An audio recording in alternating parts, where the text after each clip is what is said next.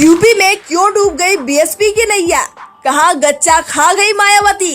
UP में BJP को 67 सीटें, कांग्रेस को भी बढ़त, लेकिन बसपा कहां पिछड़ गई। क्या बीएसपी अब खत्म हो जाएगी? क्या होगी मायावती की अगली रणनीति?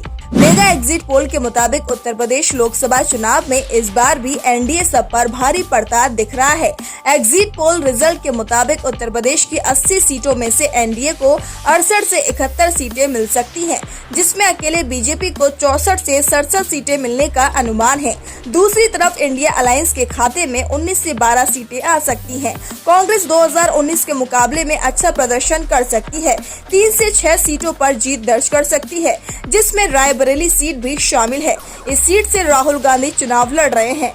एग्जिट पोल रिजल्ट को देखें तो पता लगता है कि 2019 के मुकाबले इस बार एनडीए की सीटें बढ़ रही हैं। पिछली बार एनडीए को 64 सीटें मिली थी, जिसमें 62 अकेले बीजेपी ने जीती थी, जबकि 2 सीटें अपना दल के खाते में गई थी। इस बार एनडीए की 9 सीटें बढ़ती दिख रही हैं, जिसमें बीजेपी को 5 सीटों का फायदा होता दिख रहा है। उत्तर प्रदेश की राजनीति को करीब से समझने वाले कहते हैं कि राम मंदिर जैसा मुद्दा भाजपा के लिए काम आया। इसके अलावा प्रधानमंत्री नरेंद्र मोदी से लेकर सीएम योगी आदित्यनाथ की अगुवाई में बीजेपी वोटर्स को मोबिलाइज करने में कामयाब रही। 2019 के लोकसभा चुनाव में कांग्रेस सिर्फ 1 सीट पर सिमट गई थी। 2024 के एग्जिट पोल में कांग्रेस की सीटें भी बढ़ती दिख रही हैं। इस बार कांग्रेस ने उत्तर प्रदेश में पूरी ताकत झोंकी है। राहुल से लेकर प्रियंका ने सभाएं की। अकेले प्रियंका गांधी ने 55 दिन में 108 जनसभाएं की।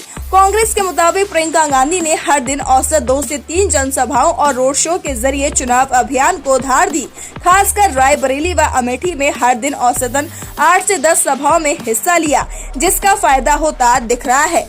एग्जिट पोल के नतीजों को देखें तो पता लगता है कि उत्तर प्रदेश में सबसे ज्यादा नुकसान बसपा को हो रहा है। पिछली बार सपा और बसपा गठबंधन में चुनाव मैदान में उतरी थी और 78 सीटों पर लड़ी थी।